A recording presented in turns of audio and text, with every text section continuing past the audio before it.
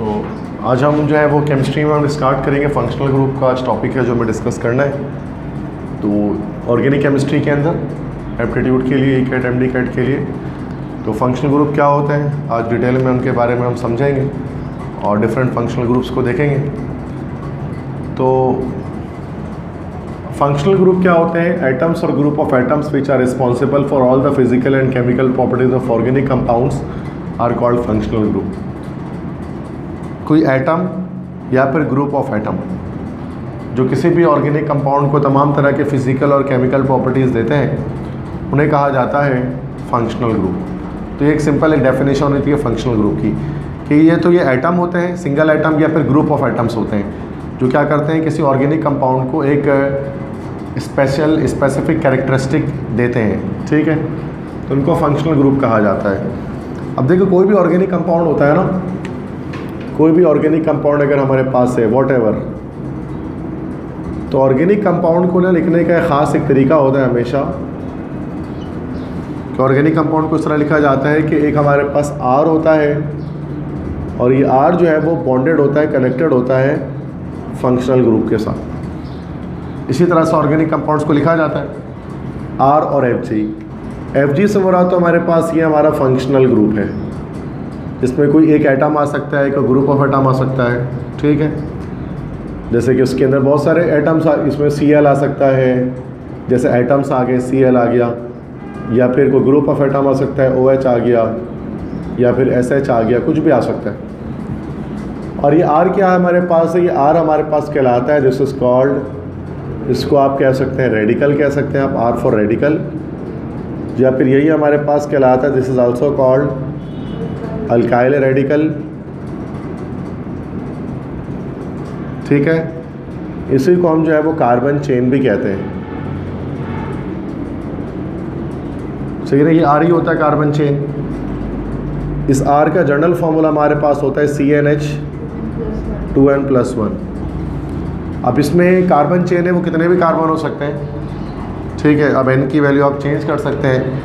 n की value 1 से लेकर आप कितना भी कर सकते हैं, 1 रख सकते हैं, 2 रख सकते हैं, 3 रख सकते हैं, 4 रख सकते हैं, वॉटएवर कितना भी रख सकते हैं। ठीक है,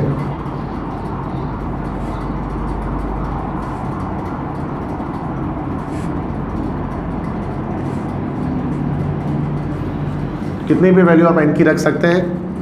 अगर n की वैल्यू 1 आ जाएगी तो ये हमारे पास हो जाएगा CH3, 2 आ जाएगी तो ये हो जाएगा C2H4, सॉरी C2H5, 3 आ जाएगी तो C3H7, बट डबल करके एक बढ़ा दे रहे हैं। 4 रख देंगे तो ये हो जाएगा C4H9, 5 रख देंगे हो जाएगा C5H11, 6 रख देंगे हो जाएगा C6H13, 7 रख देंगे C7H15, 8 रख देंगे CH8 17, 9 रख देंगे C9H19 और 10 रख देंगे C10H21।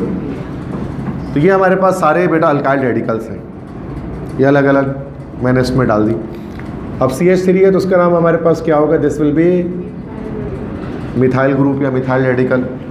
C2H5 है, ये क्या आएगा? This is called ethyl. C3H7 है, this is called propyl. C4H9 है, this is called butyl.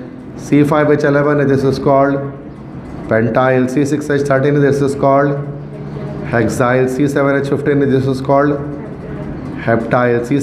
C8H17 is called octyl. C9H18 है तो H19 है तो फिर नॉनाइल, और C10H21 है तो फिर दिस इज़ डिकाइल।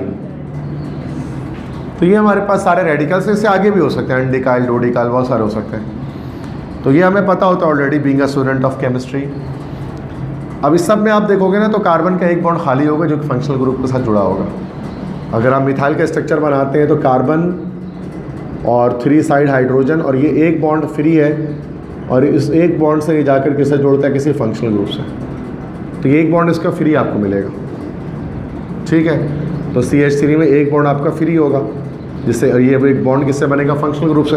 अब C2H5 बनाएंगे, ऐसे ही बनाते हैं ना भाई C2H5, इसका भी आप देख सकते हैं कि एक बॉन्ड यहाँ पर फ्री है। तो सबके एक एक बॉन्ड फ्री है जिससे जाकर वो किसी फंक्शनल ग्रुप से जुड़ सकेगा। तो ये फंक्शनल ग्रुप है। तो यहाँ जो आपके पास अल्काइल रेडिकल होता है ना, इसकी कोई अपनी प्रॉपर्टी नहीं होती है। अल्काइल रेडिकल की वजह से सिर्फ और सिर्फ फिज़िकल प्रॉपर्टीज़ के अंदर एक चेंजिंग है वो आ सकती है, केमिकल प्रॉपर्टीज़ को चेंज नहीं कर सकता। ये फिज़िकल प्रॉपर्टीज़ में वेरिएशन आ सकती है, ये कह सकते हैं। चूँकि आपको पता है ये जो चेन होती है कैपिटल आर चेन, ये हमारे पास कैसी चेन होती है, नॉन पोलर चेन होती है ना भाई, नॉन पोलर होती है। चूँकि हाइड्रोकार्बन्स होते हैं सारे नॉन पोलर होता है। तो जब ये रेडिकल जब बढ़ना शुरू हो जाता है, जब रेडिकल्स बढ़ना शुरू हो जाएंगे तो सूरत में क्या होगा कि टॉप से बॉटम हमारे पास लंडन डिस्पर्जन फोर्सेस जो होंगी ना, वो क्या होंगे भाई, स्ट्रेंथन, बढ़ती रहेगी, मजबूत होती रहेगी लंडन डिस्पर्जन फोर्सेस। ऐसे ही है ना भाई, तो नॉन पोलर चेंज के अंदर आती है LDF, लंडन डिस्पर्जन फोर्सेस। अब LDF चूँकि स्ट्रेंथन होगी, जिसकी वजह से बहुत सारी चीज़ें आपको देखने को मिलेंगी। मेल्टिंग पॉइंट इंक्रीज़ होगी, बॉइलिंग पॉइंट इंक्रीज़ होगी, ये इंक्रीज होने शुरू हो जाएगी। चूँकि जाहिर सी बात है LDF स्ट्रॉन्ग हो रही है। इस तरह से स्टेट चेंज हो रहा होगा इसकी वजह से, मतलब गैसेस आ रही होंगी, फिर लिक्विड्स, फिर सॉलिड्स आ रहे होंगे उसके नीचे, तो मेल्टिंग पॉइंट मतलब बढ़ रही होगी, बॉइलिंग पॉइंट इंक्रीज हो रही होगी। इसी तरह से हमारे पास जो सॉल्युबिलिटी है वो डिक्रीज़ हो रही होगी। चूँकि नॉन पोलर कैरेक्टरिस्टिक इंक्रीज़ होता है तो सॉल्युबिलिटी डिक्रीज़ होती है। सॉल्युबिलिटी इन वाटर डिक्रीज़ होती है, चूँकि वो वाटर पोलर होता है। तो नॉन पोलर कैरेक्टर जितना स्ट्रॉन्ग होगा उतना ज़्यादा सॉल्युबिलिटी डाउन होगी। तो ये जो R है ना, कैपिटल R, ये सारी बिहेवियर शो कर रहा होता है। ठीक है, हमें R को नहीं पढ़ना है, हमें पढ़ना है FG को, फंक्शनल ग्रुप को, जो केमिकल प्रॉपर्टीज़ को भी चेंज कर रहा होता है फिजिकल प्रॉपर्टीज़ के साथ साथ। अब ये बहुत सारे होते हैं, मतलब 25 प्लस है ये, लेकिन मैंने यहाँ पर बोर्ड में कुछ इंपॉर्टेंट, मैंने यहाँ पर functional group right hand side of the board पे मैंने लिख दिया है। तो 1 2 3 4 5 6 7 8 9 10 11 12 फंक्शनल ग्रुप मैंने लिखे, मैंने कोई छोड़ा तो नहीं है।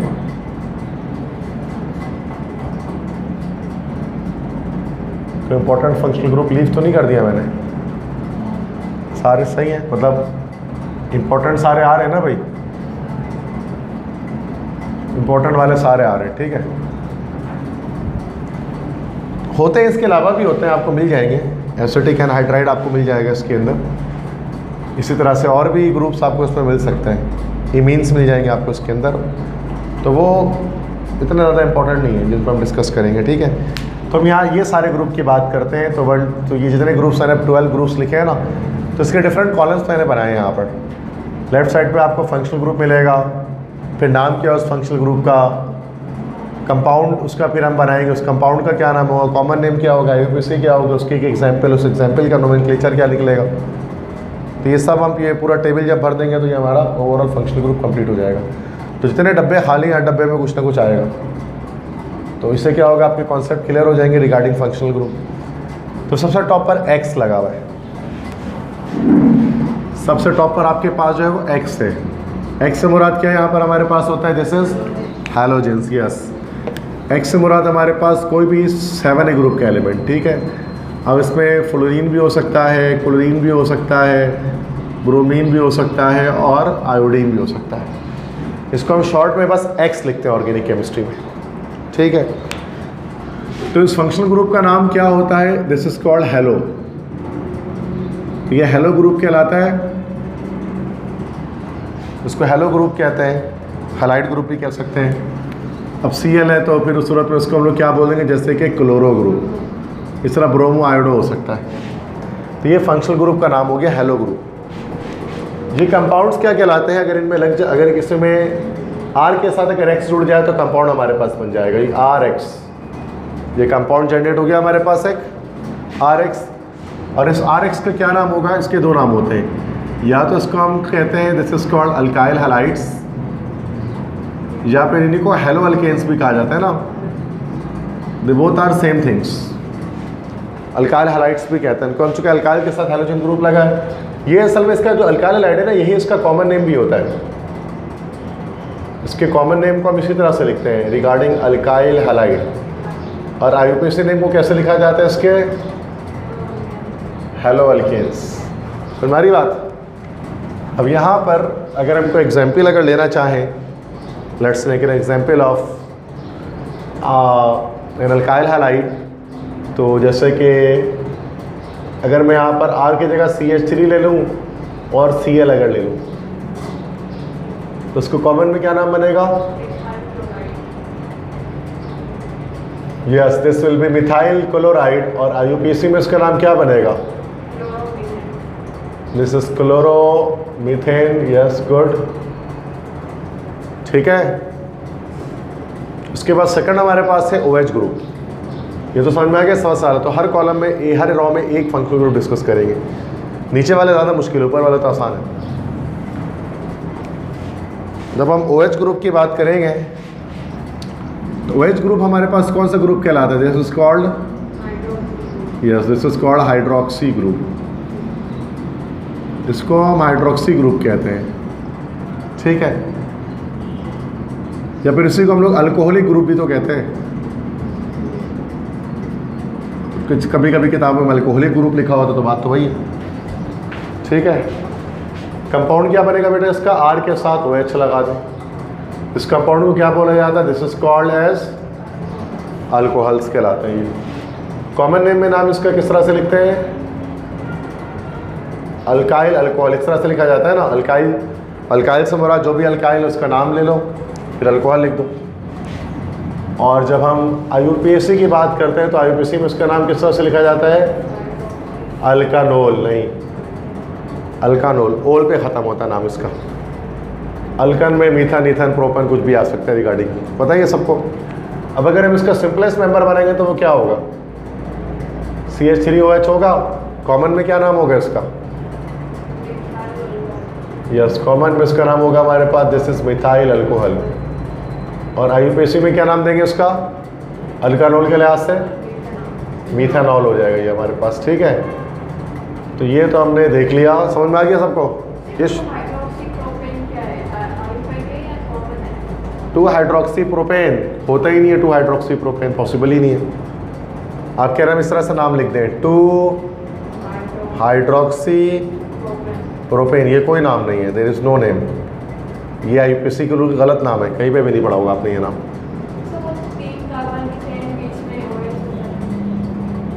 3 कार्बन की चेन बीच में OH होता है ना, तो इसको लोग बोलते हैं 2-प्रोपनॉल या प्रोपन 2-ओल है। ये सफिक्स लगाएंगे ना फंक्शनल ग्रुप का नोमेनक्लेचर करते हुए, प्रीफिक्स क्यों लगाएंगे आप इसका? हाइड्रोक्सी उस वक्त कहलाएगा जब हमारे पास इस तरह की सिचुएशन होगी, लाइक जब इससे कोई बड़ा ग्रुप इसके साथ मौजूद होगा। जैसे अगर इस तरह से अगर हमारे पास है ना ब्यूटानोइक एसिड लगा हुआ है और यहाँ पर OH अगर हम लगा दें तो 1 2 3 4, now this will be called as two hydroxy butanoic acid. तो ये हम नोमेनक्लेचर में पढ़ते हैं इसको। तो हाइड्रोक्सी का नाम उस वक्त आता है जब इसके ज़्यादा प्रियोरिटी वाला फंक्शनल ग्रुप इसके अंदर मौजूद होता है। तो ये वरना अल्केन में तो है ही नहीं, तो उसको तो डायरेक्ट ओल पे नाम खत्म करेंगे इसका। तो 2-हाइड्रोक्सीप्रोपेन कोई दुनिया में कंपाउंड नहीं है ये। इसका नाम कभी ज़िंदगी में आपने पढ़ा नहीं होगा, ये आपने खुद से नाम बनाया है ना। तो IUPAC रूल्स है, नाम रूल्स के लिहाज से लिखना पड़ता है। अपनी मर्जी से हम नाम जनरेट नहीं कर सकते इसके अंदर कुछ भी, ठीक है। जो नाम जिस रूल पे लिखा जा रहा है पूरी दुनिया जिस तरह लिख रहा है मैं वैसे लिखना। उसके बाद आ जाए SH ग्रुप। अभी SH क्या होता है? OI की जगह पर सल्फर आ गया। इस ग्रुप को हम लोग कहते हैं दिस इज कॉल्ड मरकैप्टो। तो ये मरकैप्टो ग्रुप कहलाता हमारे पास है।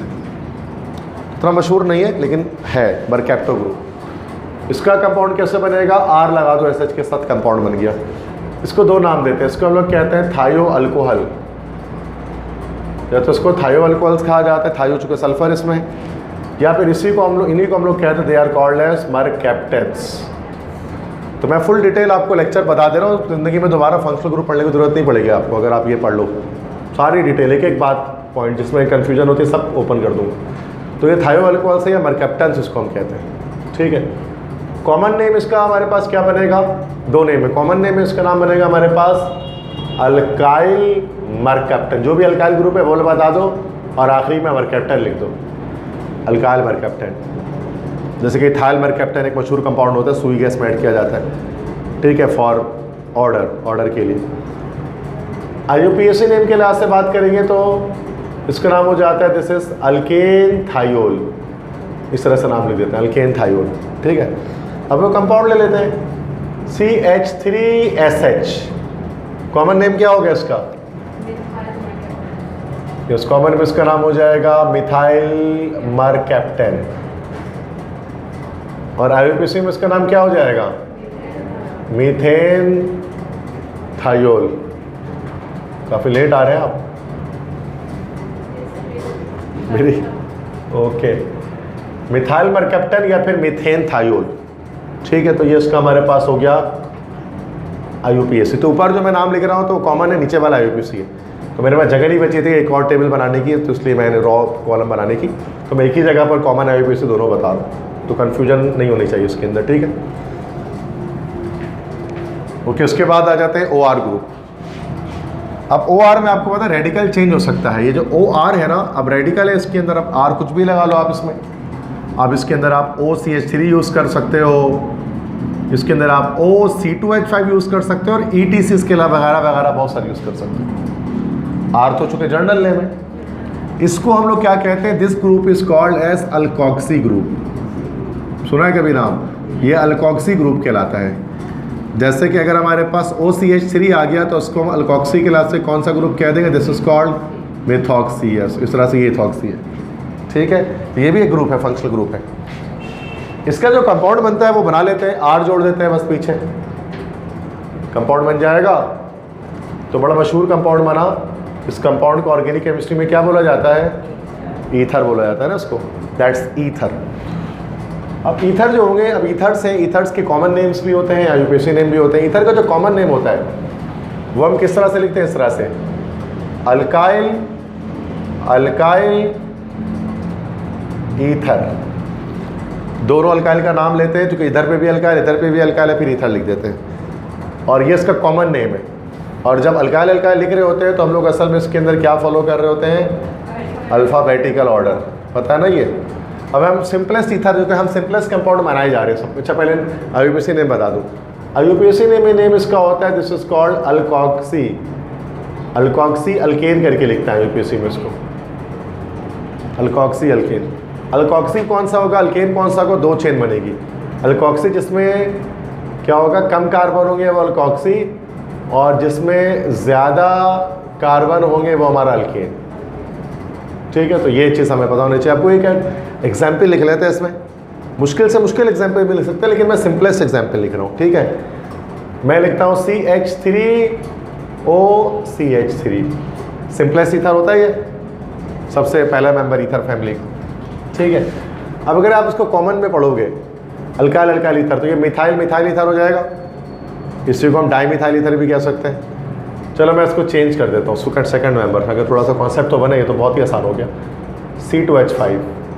अब देखो 2 मेंबर्स यहाँ पर आ रहे हैं अलग अलग। ठीक है बच्चों, ये M से मिथाइल है, ये E से इथाइल है। यस बिल्कुल, अब इसका नाम हो जाएगा इथाइल मिथाइल ईथर। ठीक है, so this is ethyl methyl ether. ये तो इसका कॉमन नेम हो गया। अब अगर हम इसका IUPAC नेम बनाना चाहें इसी कंपाउंड का, तो यस, जब कम का मिथॉक्सी और इधर से इथेन हो गया, बिल्कुल सही। So this is methoxy ethane.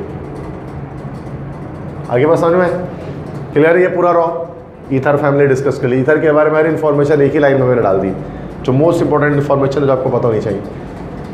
इसके बाद NH2 ग्रुप आ जाए।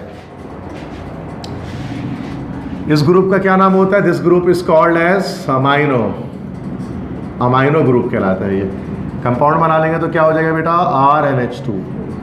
इन कंपाउंड्स को बोला क्या जाता है? They are known as amines. बहुत मशहूर है अमाइंस। अब अमाइंस है तो अमाइंस का नेम कैसे लिखेंगे? कॉमन नेम के लिहाज से तो बस हम लोग अल्काइल अमाइन लिख देते हैं ना। कॉमन नेम के लिहाज से हो जाएगा अल्काइल अमाइन। और IUPAC रूल में हम लोग इसका नाम लिखते हैं अल्केन अमाइन। अच्छा, अल्केन में ई नहीं आएगा, चूँकि जब अल्केन अल्कीन अल्काइन में आगे अगर वाउल आ रहा होता तो ई ड्रॉप कर देते हैं, तो ये अल्कान अमाइन होगा, अल्केन नहीं। जैसे यहाँ पर नहीं किया, यहाँ लिखा मैंने अल्केन थायोल, क्योंकि टी वाउल नहीं कॉन्सोनेंट है, तो ये है अल्केन थायोल, लेकिन यह है अल्कान अमाइन। ई क्यों ड्रॉप होता है? 2 वाउल एक साथ नहीं आ सकते। ठीक है, पढ़ा होगा आपने ऐसा, नोमेनक्लेचर रूल में हम पढ़ेंगे तो समझ लेंगे। समझ वाली बात। अब देखो क्योंकि देखो ये जो है ना बैकबोन है जो मैं पढ़ा रहा हूँ ना अभी आपको, ये पूरा टेबल, ये नहीं पढ़ सकोगे तो ऑर्गेनिक जिंदगी भर समझ में नहीं आएगी आपको। फिर आप देखते रह जाओगे कि क्या हो रहा है, नाम ना समझ में आएगा, कंपाउंड का ना स्ट्रक्चर समझ में आएगा आपको। अगर ये समझ में आ जाएगा तो आधी ऑर्गेनिक आपको समझ में आ जाएगी। ऐसे फंक्शनल ग्रुप ये आप भी जानते हैं, सबसे मेन चीज़ फंक्शनल ग्रुप को समझना है। सबसे सिंपलेस्ट मेंबर इसका हमारे पास क्या हो जाएगा, CH3NH2। इससे सिंपल मेंबर तो होगा नहीं। इस कंपाउंड को क्या बोलेंगे बच्चों, तो ये हमारे पास हो जाएगा दिस इज मिथाइलामाइन, और कॉमन में अगर हम बोलेंगे इसको दिस इज मिथानामाइन। क्लियर है भाई, समझ में आ गया। तो ये कॉमन है, किसी नेम लागे अमाइन समझ में आ गया सबको। NH2 ग्रुप क्या होता है। इसके बाद नेक्स्ट अब आ जाते हैं CN। अब देखो बेटा ये ऐसे भी लिखा होता है CN, इसको इस तरह भी लिखा जा सकता है C∧N। तो कार्बन नाइट्रोजन के बीच ट्रिपल बॉन्ड होता है उसके अंदर, ट्रिपली बॉन्डेड। ये तो नाइट्रोजन सिंगल बॉन्ड है ना, ट्रिपल बॉन्ड आ जाए तो ये अलग कंपाउंड है। इस ग्रुप को हम लोग कहते हैं this is called as cyano, ये कहलाता है साइनो ग्रुप। इसका जो कंपाउंड बनेगा वो इस तरह बनेगा RCN या फिर RC∧N। इस कंपाउंड को हम लोग या तो हम लोग कहते हैं इनको साइनाइड्स कहा जाता है या फिर इनको नाइट्राइल्स कहते हैं। बिल्कुल दो नाम इनके, साइनाइड्स भी यही है, नाइट्राइल्स भी यही है। ठीक है, अब इनका नाम कैसे होगा, कॉमन नेम इसका नाम हम लोग लिखते हैं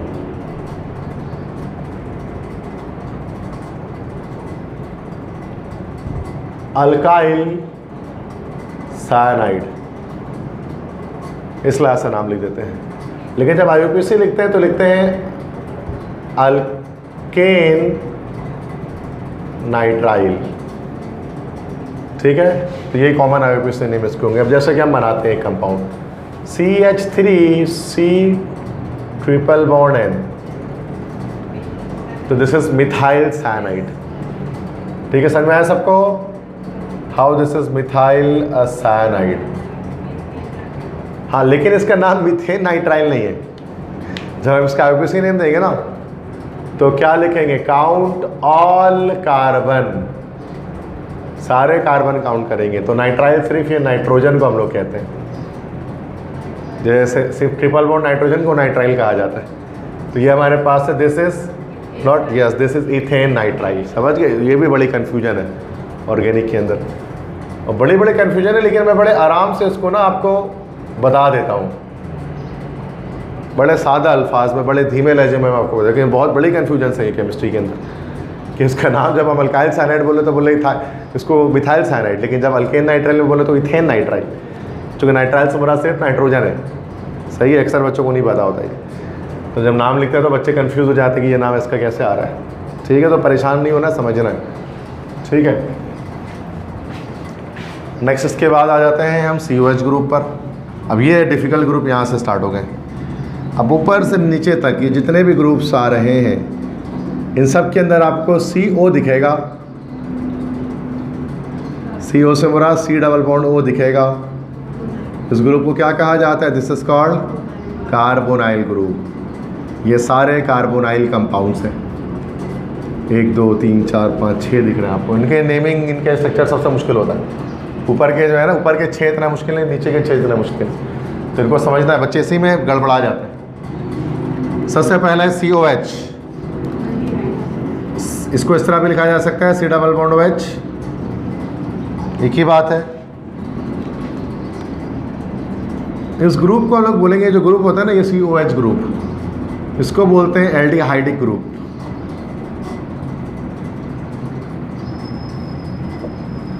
ये एल्डिहाइडिक ग्रुप होता है। और जो कंपाउंड बनेगा, पीछे R लगा दो, कंपाउंड बन गया ये।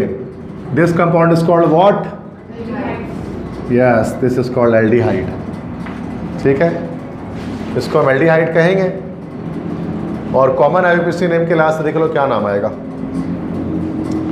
कॉमन नेम के लिहाज से इसका नाम हम लोग लिखेंगे लैटिन एल्डिहाइड। अब लैटिन एल्डिहाइड का क्या मतलब होता है, लैटिन जब हम कह रहे हैं तो हम यहाँ मिथाइल इथाइल प्रोपाइल नहीं लिखेंगे, बल्कि हम यहाँ पर लैटिन नंबर्स को लिखेंगे। ठीक है, तो यहाँ पर आपको जब आप नोमेनक्लेचर करते हैं ना, जब आप एल्डिहाइड्स की, तो जो देखो जो आपने जो पढ़ा हुआ है ना, तो यही सब चीज़ें आपने पढ़ी हैं। मैं इसको बस एक जगह समराइज़ करना चाह रहा हूँ एक बोर्ड पे। जो आप 6 महीने लगा कर पढ़ते हैं, मैं चाह रहा हूँ कि आप इसको एक साथ एक ही बोर्ड पे पढ़ें, ठीक है। और इससे ज़्यादा बेहतर, चूँकि एक चीज़ जब सामने एक साथ पढ़ लेते हैं ना तो जहन में ज़्यादा रहती है, पर इस बात एक हफ्ते के गैप से आप पढ़ते रहते हैं, वो भूलते रहते हैं। जो एक कनेक्शन हम बना रहे हैं इसके अंदर, हर टॉपिक के बीच कनेक्शन बन रहा है और कनेक्टिविटी के साथ चल रहा है, ठीक है। अब देखो जो लैटिन नंबर्स होते हैं, लैटिन नंबर्स,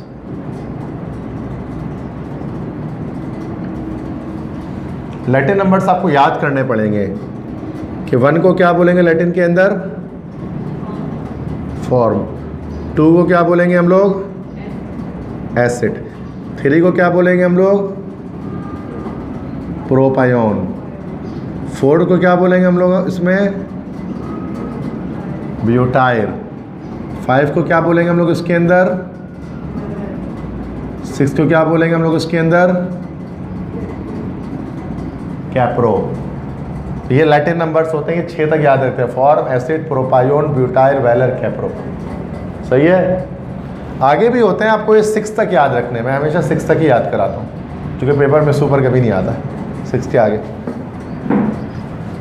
तो यहाँ जो लिखना है ना, तो लैटिन नंबर में लिखना है, नंबर ऑफ कार्बन एटम को, मिथाइल इथाइल करके नहीं लिखना है, ठीक है।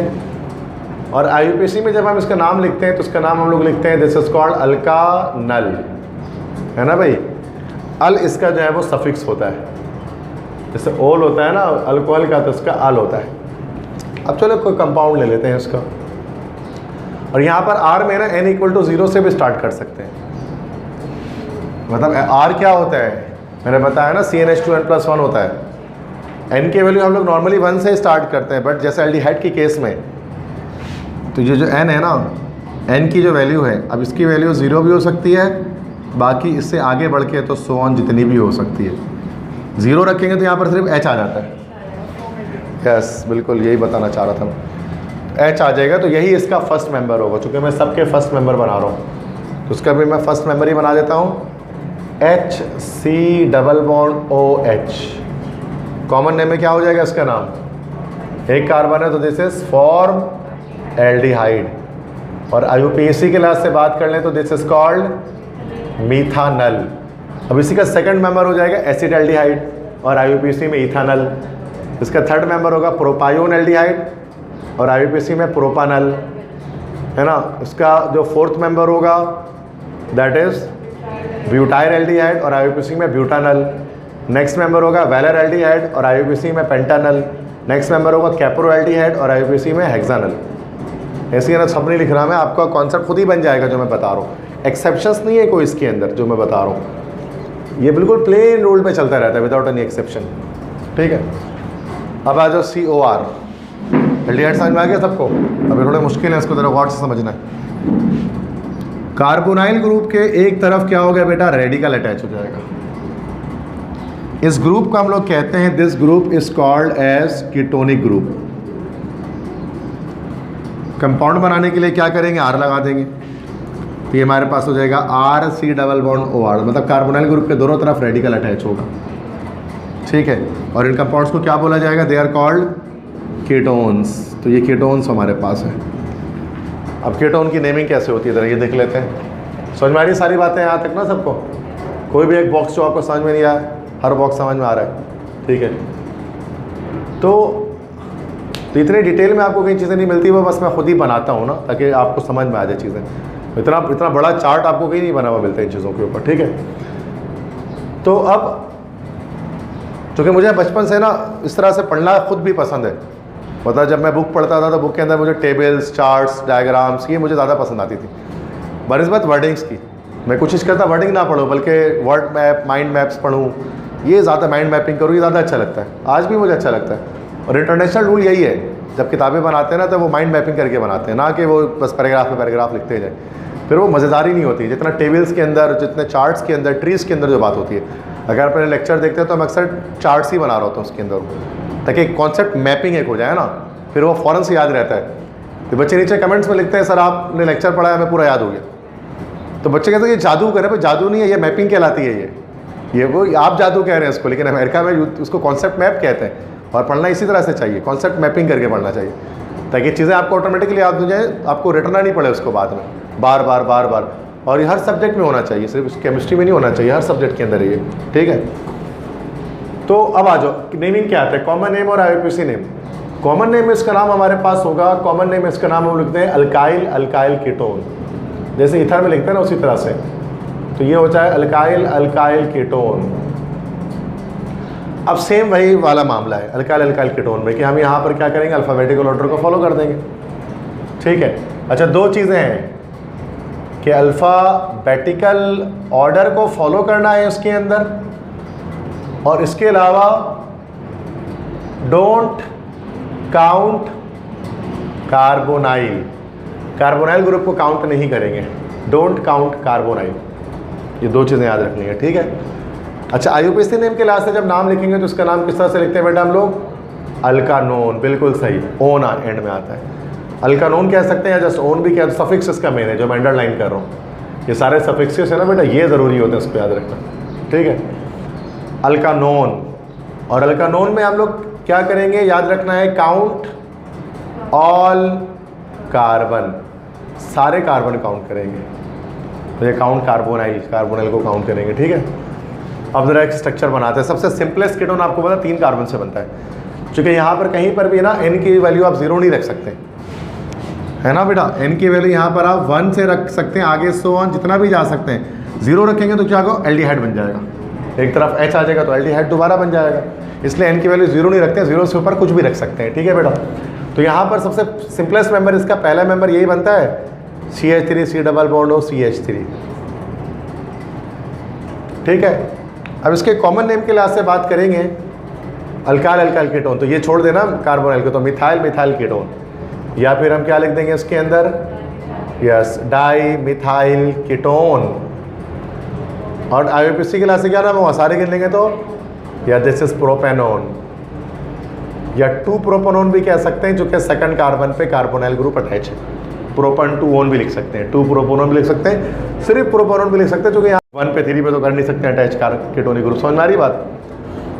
अच्छा, ये इसका कॉमन नेम है बेटा, और ये इसका IUPAC नेम है। एक तीसरा एक और नाम होता है चीज़ों का, उसको बोलते हैं कमर्शियल नेम, या ट्रिवियल नेम भी कहा जाता है, कमर्शियल नेम या ट्रिवियल नेम।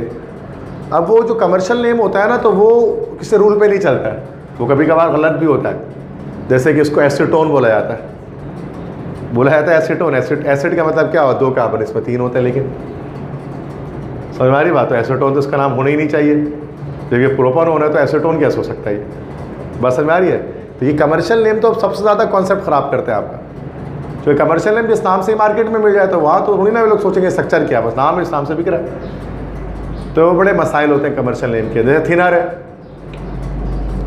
अब थिनर हर थिन लिक्विड को बोलते हैं, हर थिन लिक्विड थिनर कहलाती है, लेकिन हमारे यहाँ जो है वो मार्केट वैल्यू में मिथानॉल को थिनर बोला जाता है, मिथाइल अल्कोहल को, क्योंकि केमिस्ट्री में हम थिनर हर कंपाउंड को बोलते हैं, पेट्रोल भी थिनर है, तो ये थिन लिक्विड है, विस्कोसिटी डाउन है। तो ये कमर्शियल नेम में बड़े मसाइल आते हैं बहुत ज़्यादा, जो मार्केट में जिस नाम से बिक रहा होता है, तभी बच्चे ना वो कंफ्यूज हो जाते हैं काफ़ी। तो मैं कमर्शियल नेम्स नहीं बता रहा आपको किसी चीज़ के, ठीक है, लेकिन वो भी आता है, पूछ लेते हैं कभी इस कमर्शियल नेम उसका बताइए, बट वो बहुत रेयर है। COOH ग्रुप किस तरह से होगा, कौन सा ग्रुप, सॉरी OH आएगा ना, कौन सा ग्रुप बोलते हैं उसको, कार्बोक्सिलिक ग्रुप। ये असल में 2 वर्ड से निकला है, इसमें 2 कार्बोनाइल ग्रुप भी दिख रहा है आपको, है, can you see carbonyl group and can you see the hydroxyl group, चूँकि दोनों ग्रुप इसके अंदर है तो ये 2 चीज़ों का मिक्सचर है, कार्बोनिल प्लस हाइड्रोक्सिल, ये 2 का मिक्सचर है, यहाँ से कार्बो ले लिया और यहाँ से इसका XYL ले लिया, तो कार्बोक्सिल हो गया, ये समझ गए। तो कैसे क्यों बोलते हैं इसको कार्बोक्सिलिक एसिड, तो ये 2 चीज़ें आ रही हैं, सही है मसला। तो ये कार्बोक्सिलिक ग्रुप है, इसका कंपाउंड हमारे पास क्या बनेगा, R लगा देते हैं पीछे, यही बनता है। इसमें n की वैल्यू आपको पता है, यहाँ फिर से 0 से स्टार्ट कर सकते हैं और सो ऑन इन्फिनिटी तक जा सकते हैं। इस कंपाउंड का क्या नाम होता है, कंपाउंड का क्या नाम हो गया, कार्बोक्सिलिक एसिड, बिल्कुल सही। या इन्हीं को हम लोग ऑर्गेनिक एसिड्स भी कहते हैं। क्या इनको फैटी एसिड्स कहा जा सकता है? फैटी एसिड्स कहा जा सकता है इनको, फैटी एसिड्स कहा जा सकता है, लेकिन हर कार्बोक्सिलिक एसिड फैटी एसिड नहीं होता। Fatty acid must contain more than 10 carbon atom in its chain, it must contain a long chain, तो वो फैटी एसिड है, फिर वो फैट और ऑयल बनाएगा। तो ये इसलिए हम फैटी एसिड लिखता नहीं हूँ मैं कभी भी, ऑर्गेनिक एसिड्स लिख देता हूँ, क्योंकि हर कोई ऑर्गेनिक एसिड तो सारे ही है, कार्बोक्सिलिक एसिड तो सारे ही हैं, लेकिन फैटी एसिड इसके हर मेंबर नहीं होता है। बड़े मेंबर जो लॉन्गर मेंबर है ना इसके 10 के ज़्यादा कार्बन है, स्टेरिक एसिड, ओलिक एसिड, देखा है ना, तो वो सारे हमारे पास होते हैं। तो वो एक अलग डिटेल है, उस पर नहीं बात कर रहा, मैं तो बस एक बेसिक आपको फंक्शनल ग्रुप के बारे में बता रहा हूँ, ठीक है। तो अब कार्बोक्सिलिक एसिड है, इसके नेम्स पे आते हैं। इसका नेम देखो, सबसे पहले इसका हम कॉमन नेम बताते हैं। कॉमन नेम इसका होगा, लैटिन लिखेंगे पहले नंबर, जितने भी कार्बन नंबर है लैटिन में लिखेंगे, उसके बाद हम लगा देंगे इक एसिड, ठीक है। और आईयूपीएसी में इसका नाम हमारे पास हो जाएगा, दिस इज अल्कानोइक एसिड, मतलब ओइक एसिड लगाएंगे, इसमें एक एसिड लग रहा है, उसमें ओइक एसिड लग रहा है, तो ये थोड़ा सा फ़र्क है। अब जैसे मैं कोई कंपाउंड लिखता हूँ यहाँ पर, सिंपलेस्ट वाले लिख देते हैं, चलो चूँकि हर बार सिंपलेस्ट लिख रहे हैं, तो कंपाउंड हमारे पास आ जाएगा HC double bond OH। Common name में बात करेंगे, क्या नाम हो गया इसका?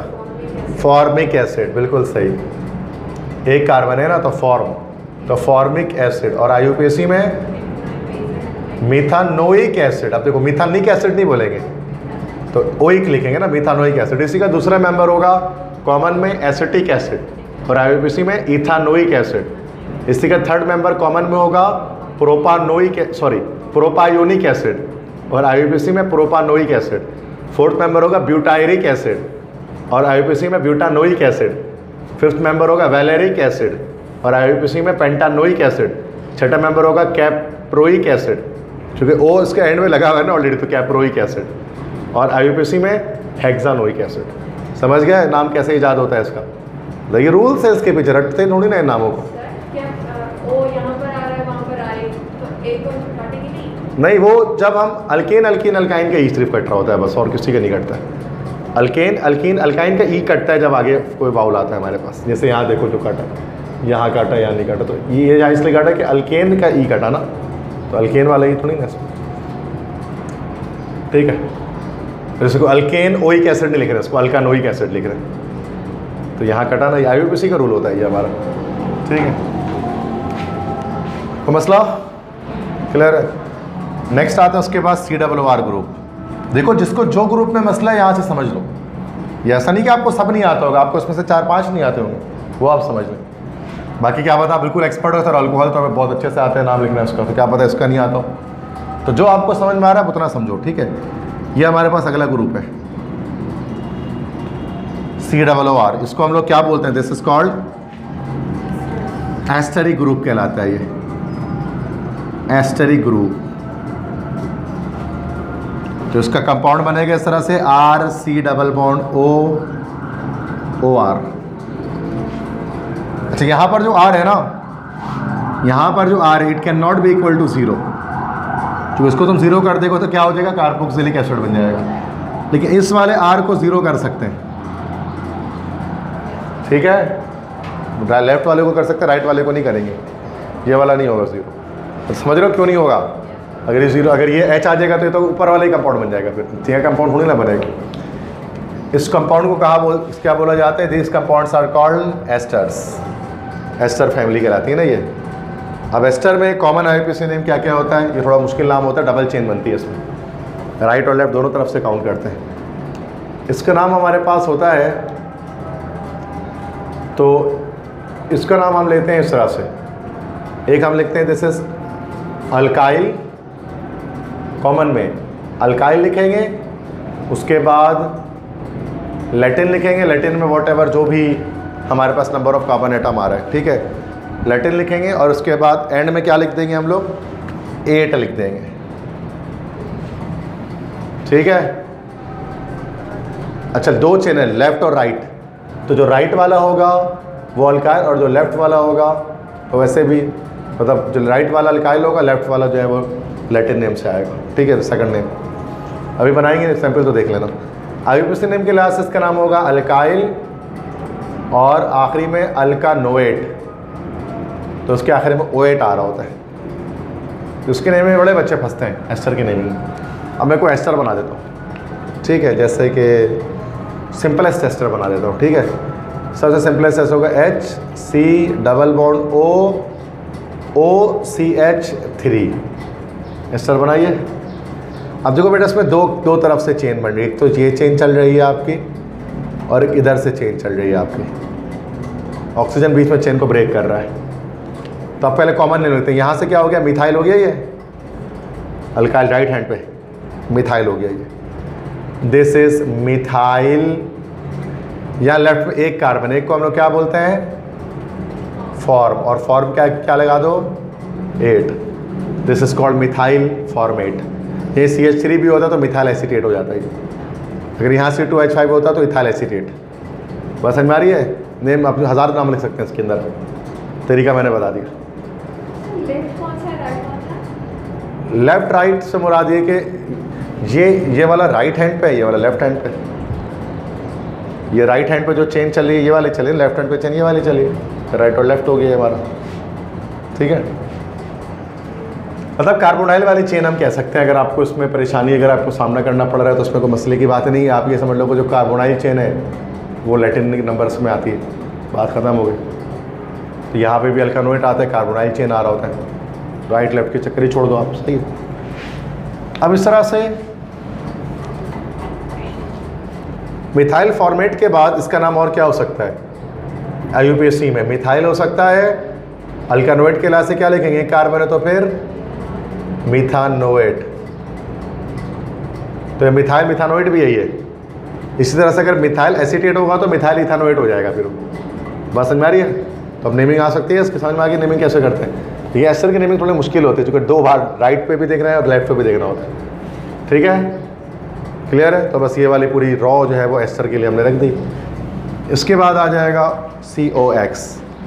ये डेरिवेटिव सारे ना, सारे ये सारे जैसे ना एस्टर हो गया, ये तीनों आखिरी के तीनों, they are the derivatives of carboxylic acid. तो न्यू बुक जो है उसके अंदर चैप्टर 9 हमारा जो है दैट इज़ कार्बोनाइल कंपाउंड 2, तो वो उसमें नाम ही है carboxylic acid and it's derivatives. तो उसमें कार्बोक्सिलिक एसिड को पढ़ रहे हैं और साथ में एस्टर अमाइड्स और जो है वो एसिड हैलाइड्स को भी पढ़ रहे हैं। अगर आपने पढ़ लिया अब तक चैप्टर 9 तो फिर ठीक है। बाकी मैंने लेक्चर पूरे 13 चैप्टर्स के अपलोड कर दिए। अब चाहो तो आप रिवर्स से भी शुरू कर सकते हो, भले आप कहीं पे भी पढ़ रहे हो तो आप अलग से रिवर्स से स्टार्ट कर देंगे, जल्दी कोर्स आपका कंप्लीट हो जाए, ठीक है। अगर आपने यूट्यूब से अगर मैं लेक्चर से पढ़ लिया तो आपको दोबारा पढ़ने की ज़रूरत नहीं है कहीं से, ठीक है, वो बहुत डिटेल में चीज़ें हैं। बाकी ये कि मॉडल पेपर जो आया हुआ था न्यू स्टूडेंट्स के लिए, तो वो तो मैंने आपने देख लिया, मैंने उसका सॉल्व भी बना दिया था उसका, ठीक है, तो अपलोड भी किया था उसको। आप में से किसी को सॉल्व चाहिए वो PDF तो मैं आपको डायरेक्टली सेंड कर दूँगा। और टारगेट पेपर भी मैंने बना दिया 2024 का, जिसका बच्चों को इंतज़ार था कि टारगेट पेपर मतलब जो 100% आता है पेपर में, तो वो मैंने पिछली बार बना के अपलोड कर दिया कल परसों में। तो उसमें देख लेना, इंग्लिश का भी बना दिया कल, इंग्लिश का भी और केमिस्ट्री का भी, दोनों का अपलोड कर दिया। तो उसको देख के उसे तैयारी कर लो, पूरे नंबर आ जाएंगे 85 मार्क्स इंशाल्लाह, ठीक है। तो उसी से करना है आपको। 3 साल से तो बच्चे करते हैं उसी से और नंबर आ जाते हैं उनके, तो आगे भी इंशाल्लाह ऐसा अच्छी होगा। तो इससे क्या होगा कि हम एप्टीट्यूड की तरफ ज़्यादा फोकस कर पाएंगे, तो सारा मेहनत कर पाएंगे उसके अंदर, क्योंकि सारा गेम एप्टीट्यूड के अंदर ही है, सारा गेम एप्टीट्यूड में, इंटर में कोई गेम नहीं है। चूँकि बहुत आसान पैटर्न हो गया है, ईजिली नंबर आ जाएंगे बच्चों के, फंसेंगे। चूँकि मैं बता रहा हूँ कि इंटर के अंदर कितनी चीज़ें छोड़कर, आप देखना मेरी वीडियो वो अगर आप नहीं देखी अब तक, कितनी चीज़ें छोड़कर आप पेपर पूरा अटैम्प्ट कर सकते हैं, देखा है ना। तो अब लोग सर बच्चे ही कुछ नहीं है तो वो पूरा पेपर पे अटैम्प्ट हो रहा है, मैं प्रूफ कर रहा हूँ उसके अंदर पेपर अटैम्प्ट हो रहा है ना पेपर अटैम्प्ट। लेकिन अब वो चीज़ें क्या बेटा एप्टीट्यूड में तो काम आएंगी ना वो चीज़ें, मतलब उसको हम छोड़ नहीं सकते हैं कि यार इंटर में थोड़ी ना नंबर लाना, सिर्फ आगे इंटर में 85 पूरा एप्टीट्यूड में आप खुदा ना खासा फेल करके तो क्या फ़ायदा हो, एडमिशन तो नहीं मिलेगा, है ना भाई। अपने A1 ग्रेड ले एडिडी में आपके 49 आ गए टेस्ट में 50 में से, तो आपको एडमिशन तो नहीं मिलेगा ना भाई। तो टेस्ट भी तो ज़रूरी है, सिर्फ इंटर में नंबर ला रहे तो पढ़ना पूरा ही चाहिए, मैं यही बता रहा हूँ उस लेक्चर में भी, आप पूरा पढ़ें वो बेस्ट है।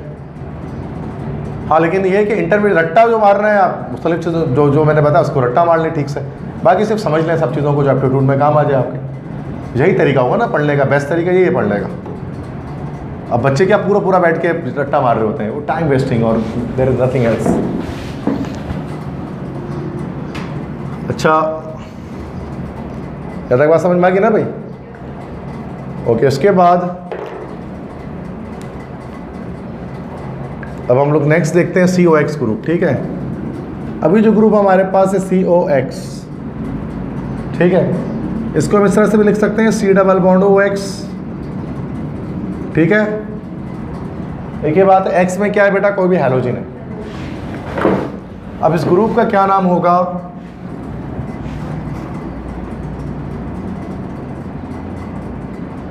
इस ग्रुप का नाम, चलो जो भी नाम नहीं पता ना, छोड़ो, इसका नाम को मुश्किल सा होता है, ठीक है, छोड़ दो उसको, इतने सारे नाम पहले ही देख ली। अल्काइल हैलाइड बेटा, इतना आसान होता तो मैं बता देता, ऊपर लिखा हुआ है वो, इतना बेटा किसी को नहीं पता हुआ तभी मैं नहीं लिख रहा हूँ। ठीक है, नाम पता है मुझे, याद नहीं आ रहा अभी। ठीक है, रोज़े में तो दिमाग काम भी नहीं करता है, तो आगे बढ़ते हैं, उसमें ज़रूरत भी नहीं है इसकी है। ठीक है, तो डैश डाल दिया मैंने। मेन चीज़ है तो इसका कंपाउंड अब हम जनरेट करते हैं। अल्काइल हैलाइड जो है ना बेटा, वो ऊपर है, वो रहा अल्काइल हैलाइड, वो लिख दिया मैंने वहाँ पर। वो तो किसी को तो आप लोगों को ऑलरेडी पता ही था। असाइल ग्रुप ये नहीं होता, असाइल ग्रुप ये होता है। असाइल ग्रुप होता तो मैं लिख क्यों नहीं देता? दिस इज असाइल ग्रुप, इसको असाइल बोलते हैं ना, मतलब अलग अलग आर में रेडिकल लगाते हैं। ये असाइल ग्रुप नहीं है, वैसे एसिड हैलाइड ग्रुप है। हेलो अल्कानोइल करके नाम लिखे, बड़ा मुश्किल नाम है, छोड़ो उसको, तो लंबा सा नाम है इसका ग्रुप का, आता भी नहीं है पेपर में, एप्टीट्यूड में पूछेंगे, क्यों टेंशन ले रहे हो? और जो मैंने बोल दिया एप्टीट्यूड में नहीं पूछते तो मतलब नहीं पूछते, बात ही खत्म होगी। फिर ये नहीं कि सर पूछ लिया तो ये सब नहीं, ठीक है, नहीं पूछते ना, इतना सब कुछ छोड़ के ये पूछेंगे, क्योंकि दुश्मनी है तुमसे, इतना सब डब्बा छोड़ के वाला डब्बा पूछेंगे तुमसे। आपको पता है ऊपर ही ऊपर सवाल निकल जाएगा एप्टीट्यूड के अंदर, इतना नीचे आने की नौबत भी नहीं आई है। ठीक है, तो अब यहाँ पर इसका जो कंपाउंड बनेगा, this is RC double bond OX। ठीक है, तो ये कंपाउंड बन के पीछे R लगा दिया। इस कंपाउंड का नाम याद रखेंगे, ये पता होना चाहिए, this compound is called as acid halide, इसको एसिड हैलाइड कहते हैं। ठीक है, तो कार्बोक्सिलिक एसिड का डेरिवेटिव एसिड हैलाइड। अब इसका नाम कैसे हम लोग लिखते हैं? ठीक है, इसका एक नाम लिखने का, कॉमन नाम लिखने का तरीका देखो, लैटिन नंबर लिखेंगे, उसके बाद YL लिख देंगे और आखिरी में हैलाइड लिख देंगे। तो YL हैलाइड वो आपको पता है चेंज होता रहेगा अलग अलग कंपाउंड के लिए। इसी तरह से IUPAC नेम के अंदर क्या होगा कि हम लोग उसका नाम लिखेंगे इस तरह से, अल्कानोइल हैलाइड, ऑयल हैलाइड करके इसका नाम आएगा, तो आखिरी में उसका ऑयल हैलाइड आएगा। तो अभी इस तरह से हम नेम बनाएंगे, जनरेट करेंगे। अब इसमें भी N की वैल्यू 0 से स्टार्ट कर सकते हैं। ठीक है, तो 0 से स्टार्ट करें तो पीछे H आ जाएगा, C डबल बॉन्ड O क्या लगा दें, Cl लगा लेते हैं। ठीक है, अब इसका नाम क्या हो जाएगा? देखो, सबसे पहले कार्बन एक है, एक कार्बन क्या क्या बोलते हैं भाई? फॉर्म बोलते हैं, तो फॉर्माइल हो जाएगा, बिल्कुल सही, ये हो जाएगा फॉर्माइल। और Cl क्या हो गया हमारा? Chloride, formyl chloride. ये CH3 होता तो एसिटाइल क्लोराइड हो जाता, फिर ज़्यादा मशहूर एसिटाइल क्लोराइड। ठीक है, एसिटाइल, वाई एसिड लिखेंगे, वाई लगा देंगे। IUPAC में अल्कानोइल एक कार्बन है, तो दिस विल बी मीथानोइल क्लोराइड। अब अगर ये हमारा यहाँ पर CH3 भी होता तो इथानोइल क्लोराइड हो जाता है। बात समझ में आ गई? तो मसला इजी। लास्ट मेंबर इसके बाद मैं आपको बताऊंगा। The last one is here and this is CONH2। ठीक है, इसका नाम भी छोड़ दें, इसका नाम जो भी है। ठीक है, कंपाउंड जो इसका हमारे पास बनेगा, this compound is RC double bond ONH2, यही बनेगा ना भैया, चूँकि आपको पता है ये हमारा इस तरह से C डबल बॉन्ड ONH2 है ना, ये मतलब अमाइन के साथ लगा हुआ है। तो ये जो हमारे पास जो कंपाउंड कहलाता है, this is called what? Amide. इसको एसिड अमाइड भी कहते हैं, सिर्फ अमाइड कहा जाता है इसको। ठीक है, ये अमाइड्स कहलाते हैं। अब अमाइड्स के कॉमन और IUPAC नेम्स को किस तरह से हम लोग लिखते हैं, क्या तरीका होता है? तो देखो, कॉमन नेम लिखने का तरीका इसका सिंपल है, लैटिन नंबर लिख दो और उसके बाद फिर जस्ट अमाइड लिख दो, एंड में हो जाएगा नाम इसका। IUPAC के नाम से अल्कन फिर अमाइड, ई नहीं लिखेंगे तो फिर ड्रॉप कर दे, क्योंकि वाउल आ गया, अल्कन अमाइड। अब इसका नाम अगर हम देखेंगे कोई कंपाउंड ना, तो पीछे अगर H लगा देते हैं तो HC डबल, ये ज़्यादा मशहूर कंपाउंड नहीं है इसका, इसका मशहूर इसका सेकंड मेंबर होता है। ये इसका नाम बता दो, लेकिन क्या नाम हो जाएगा लैटिन अमाइड के लिहाज से? फॉर्मअमाइड। लेकिन ज़्यादा मशहूर होता है एसिटामाइड, तो बस CH3 आ रहा होता है। सही है। तो लेकिन मैं आज के सबका पहला मेंबर लिख रहा हूँ, तो इसलिए मजबूरी में यहाँ पे पहले ही मेंबर लिख रहा हूँ। लेकिन ये कि दूसरा तीसरा चीज़ें पूरे होमोलोगस सीरीज चल सकती है इसकी, है ना बेटा। इसके बाद IUPAC में क्या बोलेंगे? अल्कानामाइड के लिहाज से एक कार्बन है तो कौन सा अमाइड हो जाएगा? मीथानामाइड ना, फॉर्मन कहाँ से हुई है? अल्कानामाइड, मीथानामाइड। कभी भी इसके अंदर हम फॉर्मेसिट नहीं लगाते, वो तो यहाँ लगेगा ना, मीथानामाइड। अब ये अगर एसिटामाइड होता तो इथानामाइड हो जाता। फिर समझ में आ गई बात सबको? तो ये हमारे पास कहलाते हैं सारे फंक्शनल ग्रुप। तो फंक्शनल ग्रुप क्या होते हैं? एटम्स होते हैं या ग्रुप ऑफ एटम्स होते हैं, जो हमेशा क्या होते हैं, किसी न किसी रेडिकल के साथ जुड़कर एक अलग कंपाउंड बनाते हैं। अब क्या प्रॉपर्टीज़ देते हैं वो बताना अभी के लेक्चर का काम नहीं है मेरा। क्या रिएक्शंस करते हैं, ये तो पूरी आधी ऑर्गेनिक वो है कि रिएक्शंस कैसे कैसे करते हैं सारे, कैसे बनते हैं, प्रिपरेशन कैसे होता है। अभी जैसे हमने ये देखा कि इनके नेम्स क्या होते हैं, एटलीस्ट आपको ये तो पता लगे, उसको आइडिया हो उसका। क्लियर है बात समझ में आ गई?